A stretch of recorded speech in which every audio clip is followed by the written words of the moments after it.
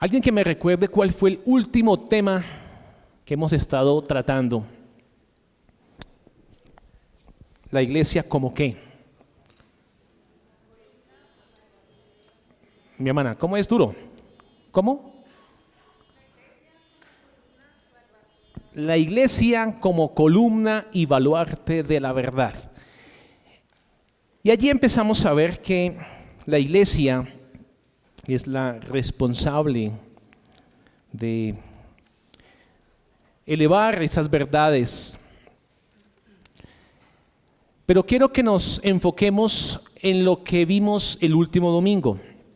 El último domingo tratamos sobre las funciones esenciales que la iglesia debe cumplir. Y son funciones esenciales que debe cumplir porque si no las cumple, la iglesia no estaría siendo columna y baluarte de la verdad. Y una de las primeras que explicamos fue la función de la revelación. ¿Alguien nos puede decir de qué trató ese punto? De la revelación, la función esencial como la revelación, mi hermana.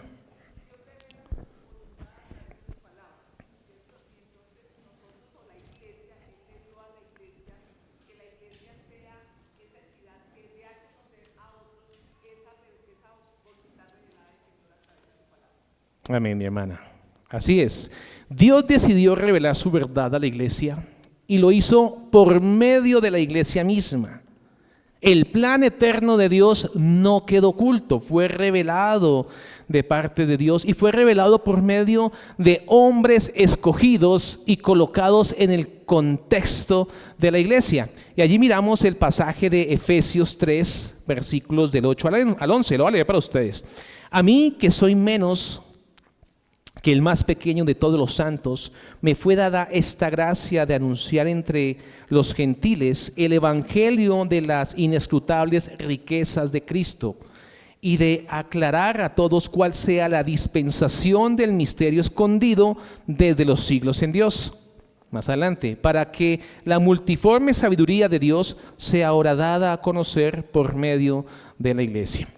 Así Dios quiso que la iglesia fuese el escenario visible donde su palabra fuese revelada. Y luego tocamos que Dios eligió estos hombres. ¿Y qué hombres fueron los que eligió el Señor para dar a conocer esta verdad? ¿Qué hablamos de allí? En ese punto que dijimos. ¿Quién levanta la mano? De mi hermana.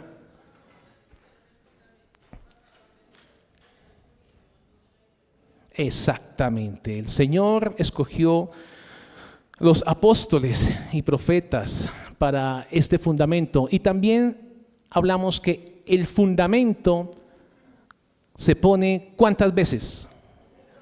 Una sola vez. Entonces, los apóstoles recibieron la revelación por parte del Señor, fueron inspirados por el Espíritu Santo, fueron los portadores de la verdad divina, transmitieron a la iglesia y la iglesia al recibir esta revelación tiene la obligación de salvaguardarla, de proteger esta verdad. Y también tocamos un texto en Judas que dice, en Judas versículo 3, que contendáis ardientemente por la fe que ha sido una vez dada a los santos. Entonces, la revelación divina, pregunto, ¿sigue abierta o ya quedó cerrada? Ya quedó cerrada. Correcto, muy bien. Entonces, Apocalipsis, mencionamos que termina diciendo algo muy certero en cuanto a esto. ¿Alguien recuerda que leímos y que comentamos? Exactamente. La revelación ya la recibimos. No hay que añadir absolutamente nada. Aquí no podemos hablar de palabras frescas, palabras nuevas, nuevas revelaciones. No, ya el canon fue cerrado. Ya hay la inspiración que Dios quiso darle a la iglesia, ya fue dada. La revelación ya fue dada. Los hombres ya fueron inspirados y ya nos entregaron el mensaje. Y luego hablamos de la proclamación. ¿Alguien recuerda de esa función esencial de la iglesia? La iglesia debe proclamar, hermana, adelante. Ok, vale, correcto. Muy bien. ¿Qué más dijimos respecto a la proclamación, mi hermana?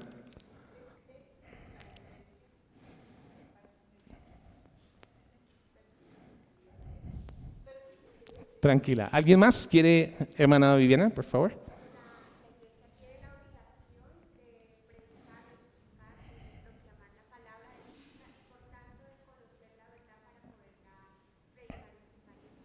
Correcto, gracias mi hermana.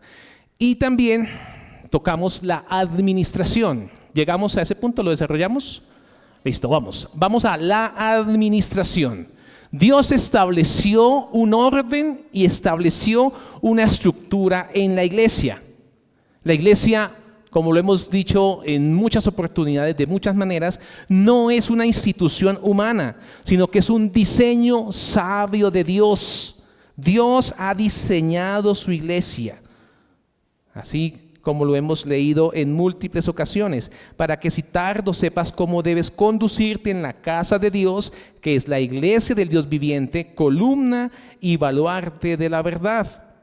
El Señor dispuso que su iglesia tenga oficiales, así Él lo quiso.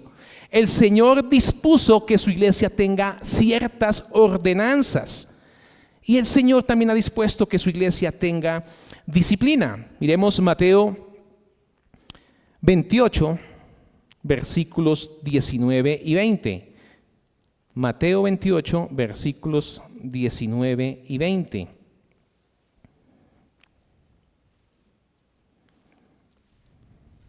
Y aquí también vamos a ver cómo Cristo mismo estableció un orden básico y una responsabilidad de todo creyente. Mateo 28, versículos, Mateo 28, versículos 19 y versículo 20. Ya conocemos muy bien este texto. Dice así la palabra de Dios. Y Jesús se acercó y les habló diciendo: toda potestad me es dada en el cielo y en la tierra. Por tanto, id y haced discípulos a todas las naciones, bautizándolos en el nombre del Padre y del Hijo y del Espíritu Santo. Entonces tenemos la administración de la palabra, es dada también por todos los creyentes, y las ordenanzas. ¿Alguien recuerda cuáles son las ordenanzas que Dios estableció para su iglesia? Ahí lo dijeron. ¿Quién dijo? El bautismo y la Santa Cena. Primera de Corintios 11, versículos 23 al 26, nos está hablando de la Santa Cena. Primera de Corintios 11, versículos 23 al 26, dice así la palabra de Dios. Porque yo recibí del Señor lo que también os he enseñado. Que el Señor Jesús, la noche que fue entregado, tomó pan, y habiendo dado gracias, lo partió y dijo: tomad, comed, esto es mi cuerpo, que por vosotros es partido, haced esto en memoria de mí. Asimismo tomó también la copa, después de haber cenado, diciendo: esta copa es el nuevo pacto en mi sangre, haced esto todas las veces que la bebiereis en memoria de mí. Así pues, todas las veces que comieres este pan y bebieres esta copa, la muerte del Señor anunciáis hasta que Él venga. Entonces aquí tenemos la parte de la administración, lo que Dios ha querido para su iglesia. Otra función esencial, la protección. La protección. La iglesia guarda la verdad frente al error. Es uno de los deberes esenciales de la iglesia, discernir, proteger la sana doctrina del error. Pablo lo exhorta, miremoslo, Romanos 16, versículo 17. Romanos 16, versículo 17.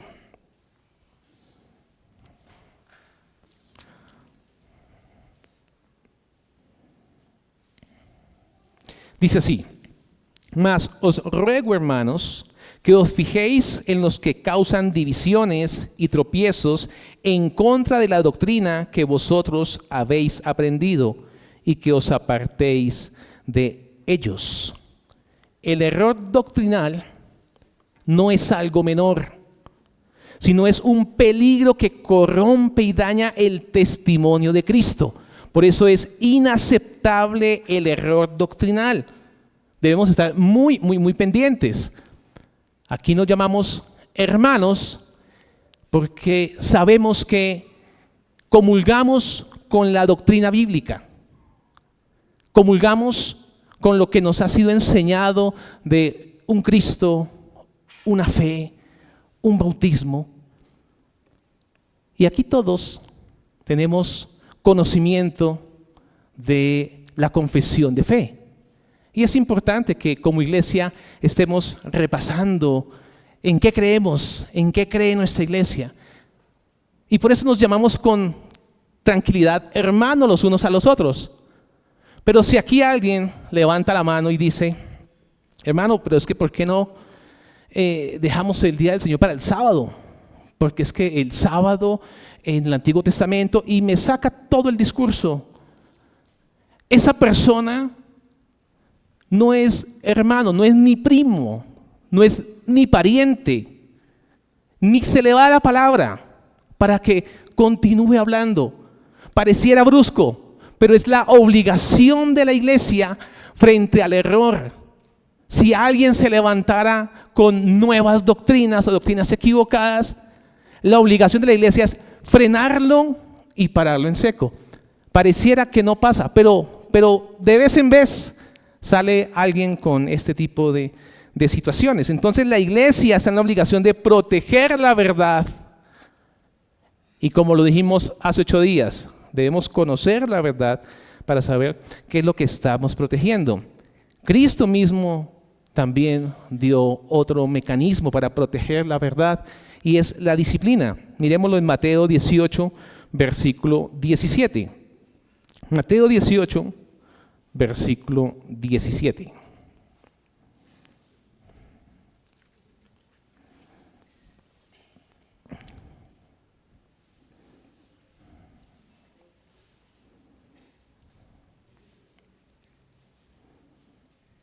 Dice así la palabra de Dios: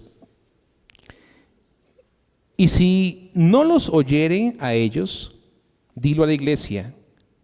Y si no oyere a la iglesia, tenedle por gentil y publicano. Cristo mismo dio a la iglesia la autoridad para disciplinar a quienes se apartan de la verdad o a quienes caen en pecado abierto. Es la disciplina la manera como Dios ha permitido que su iglesia sea guardada. Y la disciplina no es un acto de venganza, sino es un acto de amor, es un acto que busca la restauración del pecador y la preservación del testimonio de la iglesia.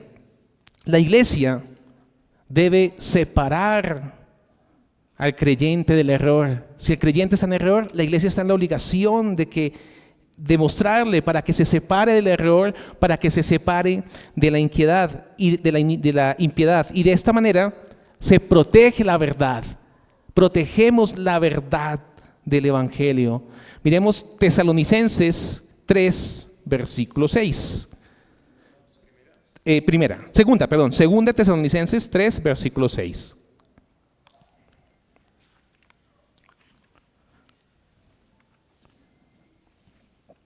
Segunda de Tesalonicenses, versículo 6.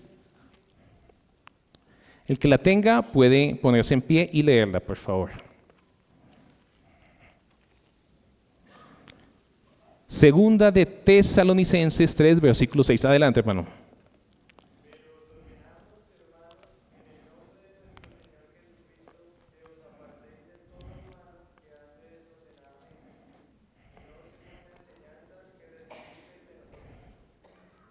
Muy bien. Y miremos el 3:14. Ahí mismo, el 3, versículo 14.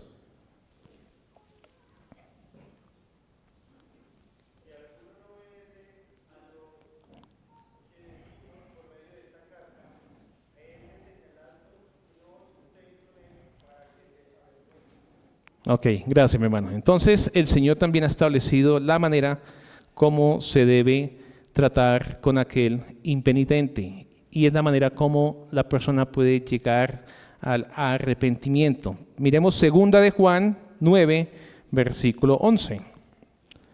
Segunda de Juan 9, versículo 11.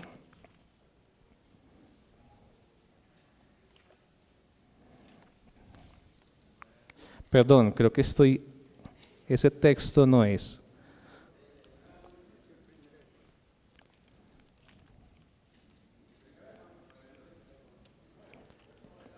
Ya lo miramos.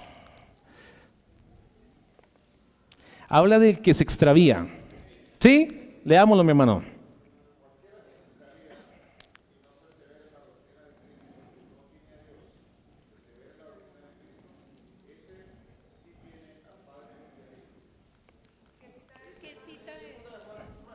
Segunda de Juan 9. Ok. Segunda de Juan 9. Segunda de Juan 9. Sí, señor. Voy a leerlo nuevamente. Dice así: cualquiera que se extravía y no persevera en la doctrina de Cristo, no tiene a Dios. El que persevera en la doctrina de Cristo, ese sí tiene al Padre y al Hijo.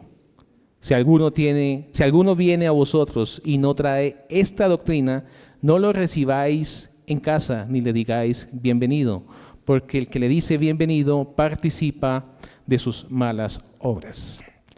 Entonces, hermanos, así la iglesia demuestra que la verdad de Dios es preciosa, es valiosa y que debemos guardarla celosamente. Vamos ahora, mis hermanos, con unas aplicaciones de lo que hemos venido viendo estos últimos domingos en cuanto a que la iglesia es columna y baluarte de la verdad. Y la primera aplicación que quiero tratar es que cada miembro es portador visible de la verdad. Cada miembro, si usted es miembro de la iglesia, usted es portador visible de la verdad. Usted tiene una responsabilidad personal frente a esta verdad. Ya lo dijimos desde el comienzo, la iglesia no es una idea abstracta, no es un edificio de piedras físicas. Está compuesta por creyentes que han sido transformados por la gracia de Cristo y que cada creyente transformado es una piedra viva que el Señor ha traído a su iglesia para la edificación de su iglesia. Miremos Primera de Pedro 2, versículo 5. Primera de Pedro 2, versículo 5. Tengan el texto ahí a la mano. Primera de Pedro 2, versículo 5. Dice así: vosotros también, como piedras vivas, sed edificados como casa espiritual, sacerdocio santo, para ofrecer sacrificios espirituales aceptables a Dios por medio de Jesucristo. Cada uno de nosotros, cada miembro es una piedra viva. Cada piedra viva lleva su propia historia o lleva en su propia vida la historia de la evidencia de la verdad del Evangelio. Cada uno de ustedes tiene una historia que contar de cómo el Señor lo trajo o la trajo a sus pies. Cada piedra viva tiene una historia que evidencia cómo el Evangelio operó en su alma, y es por eso que es una piedra viva que edifica la iglesia. Dios lo sacó, Dios la sacó de tinieblas a la luz. Dios sacó de tinieblas a la luz. Y al sacarlo, usted debe ser miembro de la iglesia. ¿Y eso qué significa? Que usted a partir de allí tiene una misión. Y su misión no es opcional, hermano miembro. Usted no tiene opción en esto. Si somos parte de la iglesia, su obligación es proclamar lo que Cristo ha hecho en usted a otros. Proclamar Cristo cómo le salvó a otros. Y cuando usted lo proclama a su familia, a sus vecinos, y expone la obra que Cristo ha hecho en su alma y cuenta la historia que Cristo le salvó, Dios en su soberanía dará la fe a quien le escucha. Porque usted está compartiendo el evangelio, que Cristo murió por usted. Y usted, con la convicción de la obra que Cristo ha hecho en su alma, hermano miembro, Dios en su gracia puede traer más personas por medio de la exposición del evangelio. Y también tenemos una misión colectiva. Como iglesia tenemos una misión colectiva, aunque la responsabilidad sí es personal. El testimonio es comunitario. Toda la iglesia está en la obligación de ser columna y baluarte de la verdad. El cuerpo es el que sostiene y protege la verdad frente a este mundo de relativismo. La iglesia es la que debe sostener firmemente esta verdad. Ante este mundo caído, oscuro, sabemos que hay oscuridad espiritual muy profunda y muy densa en este mundo. Y cada vez que la iglesia viene, se reúne, predican el evangelio, se sirven los unos a los otros. Cada vez que la iglesia muestra su amor fraternal, cada vez que la iglesia se reúne a orar en su día, ahí nosotros como iglesia estamos levantando las columnas de la verdad para que el mundo vea la gloria que hay en Cristo. No dejemos de congregarnos, no dejemos de dar ese testimonio como iglesia, de levantar esas columnas. Y aquí voy a hacer una advertencia de esta primera aplicación. Queridos hermanos, especialmente a los jóvenes, vivimos en un tiempo donde en las aulas, donde en la cultura, donde los medios de comunicación repiten esta idea de muchas maneras, de distintas maneras, de distintas formas. Cada quien tiene una verdad y usted lo va a repetir, lo va a escuchar en todos esos escenarios.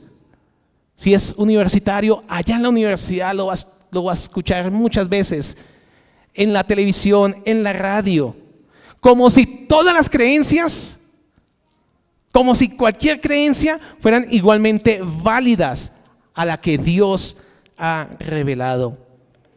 La palabra de Dios nos enseña que hay una sola verdad y absoluta, verdad absoluta y universal. ¿Cuál es? Jesucristo es el camino, la verdad y la vida, y nadie va al Padre si no es por medio de Él. Así que quería hacer un énfasis especial en los jóvenes, precisamente porque escuchan este tipo de filosofías sin Dios, filosofías huecas. Y si no está firme en la fe, puede llevarlo a que dude, tambalee. Estamos en un campo de batalla tanto intelectual como espiritual. Porque intelectualmente estos sabios quieren sacar toda su sabiduría a los jóvenes y exponerles, aquí hay un mundo de sabiduría. ¿Quieres ser sabio? Como los que han leído El Progreso del Peregrino, cuando sale sabio mundano a explicar con toda su sabiduría cómo se vive en este mundo. Así salen en las universidades, en los colegios, en los medios. Todo el mundo quiere hablar de su dichosa sabiduría. Así que no hay que ceder al engaño ni al relativismo. La iglesia se aferra a Cristo, proclama su verdad, se humilla delante de Dios y se mantiene firme en esta única luz. La única luz que puede disipar la oscuridad que vivimos en este siglo. Segunda aplicación. La iglesia está llamada a guardar celosamente la verdad La verdad como ese depósito sagrado, columnas y baluartes de la verdad. Esta es una obligación solemne de guardar con celo lo que proviene de Dios. Estas verdades provienen de Dios, debemos guardarlas con celo, guardarlas de cualquier opinión mundana, guardarlas puras como el Señor nos las ha venido revelando. Y el Señor Jesús en su oración sacerdotal dijo: santifícalos en tu verdad, tu palabra es verdad. Queremos ser santificados y tener en nuestra mente lo que es correcto. Tengamos la palabra de Dios en nuestra mente. Queremos pensar correctamente, tengamos la palabra de Dios correctamente. Tenemos dudas en cuanto a cómo guiar el hogar, leamos la palabra de Dios para que la palabra de Dios ilumine nuestra mente. Cómo criar a nuestros hijos, igual. Cómo comportarnos como miembros, igual. Vamos a las Escrituras, que las Escrituras alumbren nuestra mente y nos den la guía que necesitamos. Atesorar en el corazón y meditar diariamente en su palabra. No debemos dejar esta responsabilidad solamente al pastor y a los diáconos por ser los oficiales de la iglesia. No, es una responsabilidad de toda la iglesia. Cada creyente debe crecer en el conocimiento y alimentarse de la palabra de Dios, como ha dicho un pastor muy querido por nosotros, y ya ustedes lo van a identificar, cuando él dice: Biblia, Biblia, Biblia. Es todo lo que el creyente necesita. La palabra de Dios, guardar con fidelidad la lectura y el estudio de la palabra de Dios. Y quiero hacer aquí una advertencia.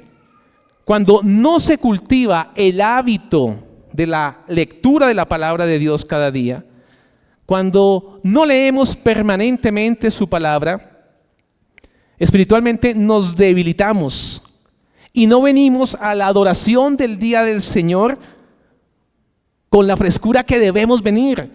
Cuando hemos venido meditando en la semana en la palabra de Dios, vamos a llegar con una actitud diferente el día del Señor y lo vamos a disfrutar mucho más. Dice el Salmo 119, 105: lámpara es a mis pies tu palabra y lumbrera en mi camino.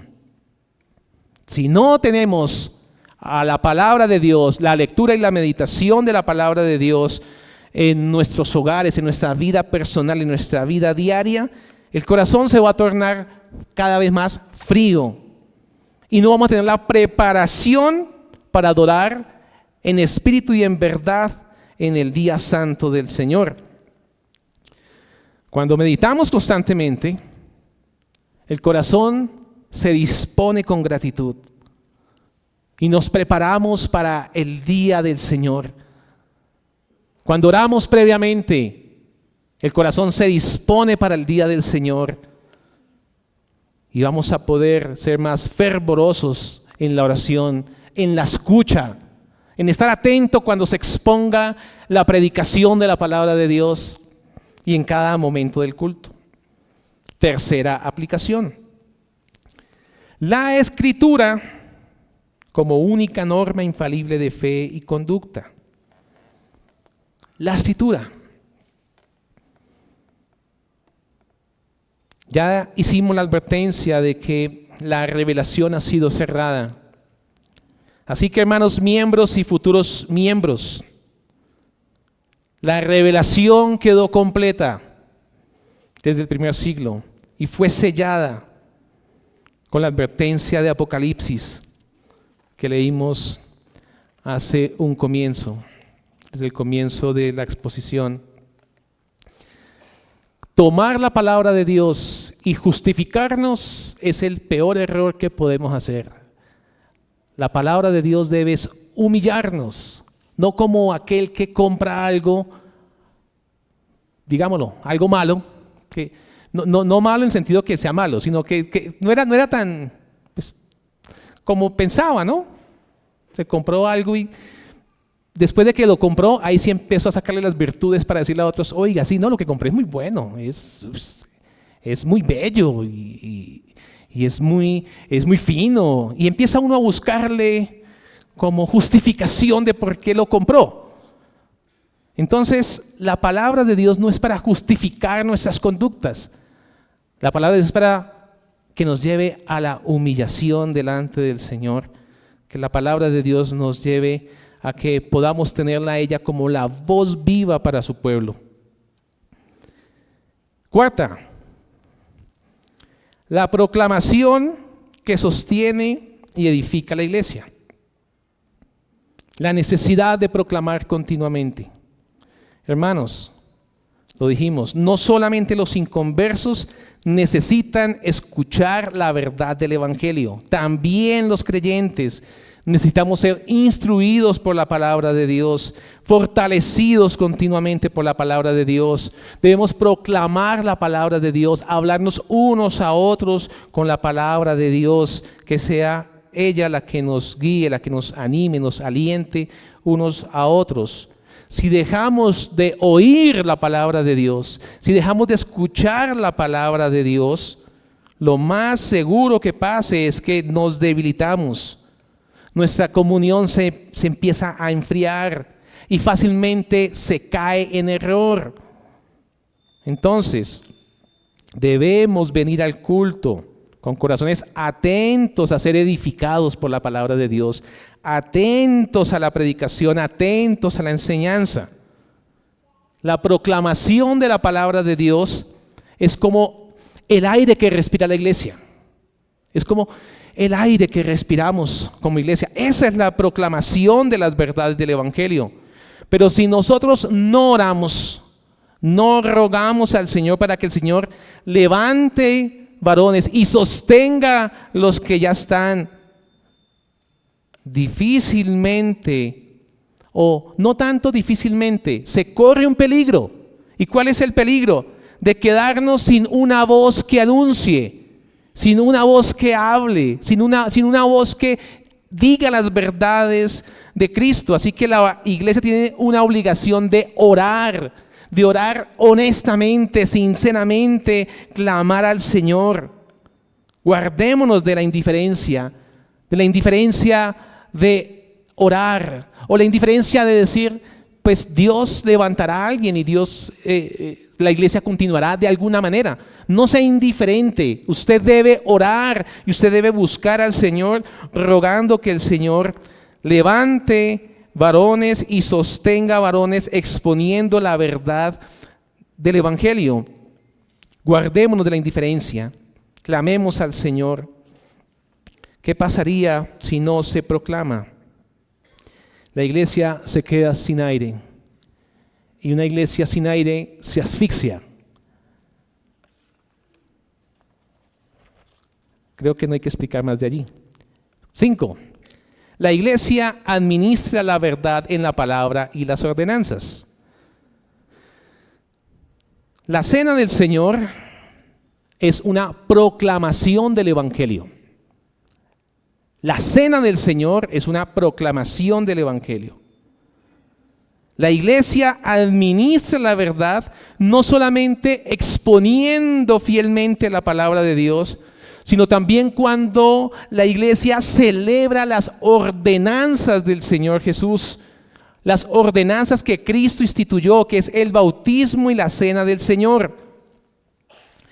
Bajo el antiguo pacto, recordemos que la sangre de animales era permanentemente vista por el pueblo, permanentemente habían sacrificios. Entonces, ¿qué significa eso? Que permanentemente el pueblo veía que se necesitaba que alguien cubriera sus pecados.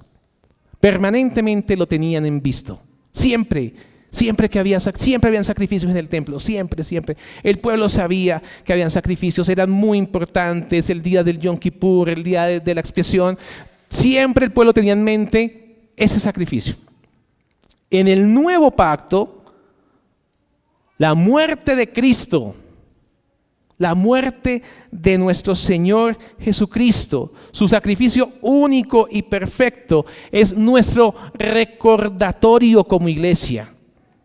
La cena del Señor es una conmemoración solemne de la ofrenda que el Señor ha hecho Por eso es que nosotros recordamos allí en la Santa Cena que Cristo murió por nuestros pecados, resucitó glorioso y volverá con poder y gloria. Cada vez que usted, hermano miembro, hermana, toma la Santa Cena, el Evangelio se proclama visiblemente ante los ojos de todos los demás. El bautismo también proclama el Evangelio. ¿Por qué proclama el Evangelio? Porque muestra visiblemente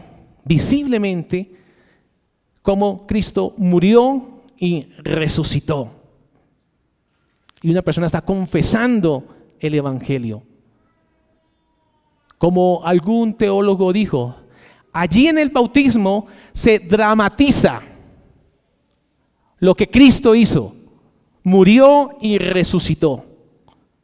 Y cuando aquí hay un bautismo, debemos tener el corazón completamente sensible en recordar la obra que Cristo ha hecho por nosotros. Porque se está exponiendo el Evangelio en el bautismo, en la Santa Cena. La Santa Cena debemos tratar en guardar lo más solemne el corazón para ese tiempo, porque es la exposición del Evangelio. Es decir, no es tanto por el símbolo, sino es que estamos diciendo, Cristo murió por mí. Cristo murió por mí. Voy a leer el texto, dice así en Romanos 6, 3, 5. ¿O no sabéis que todos los que hemos sido bautizados en Cristo Jesús, hemos sido bautizados en su muerte? Porque somos sepultados juntamente con Él para muerte por el bautismo, a fin de que como Cristo resucitó a los muertos para la gloria del Padre, así también nosotros andemos en vida nueva, porque si fuimos plantados juntamente con Él en la semejanza de su muerte, así también lo seremos en la de su resurrección.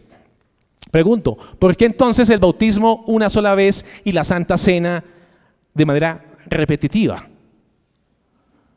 ¿Por qué entonces nos bautizamos muchas veces y recordamos? El bautismo es el acto que nos da la entrada al pueblo de Dios.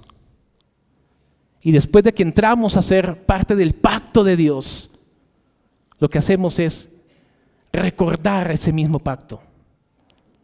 Y alguien daba una ilustración y es la del matrimonio, la boda. Uno tiene y organiza la boda una vez y la hace público para que todos vean que me he casado, que estoy comprometido. Y luego, después de la boda, empieza el aniversario, las cenas especiales con su esposa y empiezan un sinnúmero de eventos que alimentan ese pacto y ese compromiso.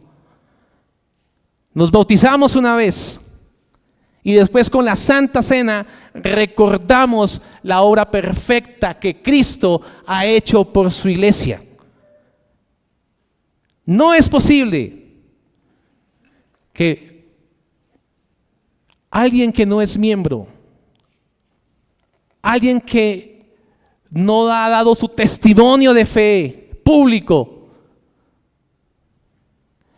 y no sirva en la iglesia del Señor y no ponga sus dones al servicio del Señor, se ponga en pie en la Santa Cena y coma y beba. Porque el texto bíblico también nos dice que si se hace de manera indigna, unos han enfermado y otros han muerto. Ese tiempo es un tiempo de mucha solemnidad y es un tiempo en el que no es miembro debe reflexionar en la importancia de hacerse miembro y humillarse delante del Señor. Cada vez que la iglesia celebra el bautismo y la cena del Señor, predica el Evangelio por medio de estos símbolos visibles. Así que cuando lo hagamos, participemos con fe, participemos con gratitud, proclamando juntos la obra que Cristo ha hecho. Oremos, mis hermanos. Padre Celestial, te damos gracias por tu palabra, Señor. Tu palabra es verdad. Ayúdanos, Señor, a nosotros como iglesia a vivir para tu gloria, a siempre poner nuestros ojos en Cristo y en su obra perfecta. Ayúdanos a tener el corazón también humillado y atento para ser instruido por tu palabra y tu verdad. Ayúdanos, Señor, a cada uno de nosotros ahora en la exposición de tu palabra, en la predicación, para que en tu misericordia seamos ricamente bendecidos. Te damos a ti la gloria en el nombre de Jesús. Amén.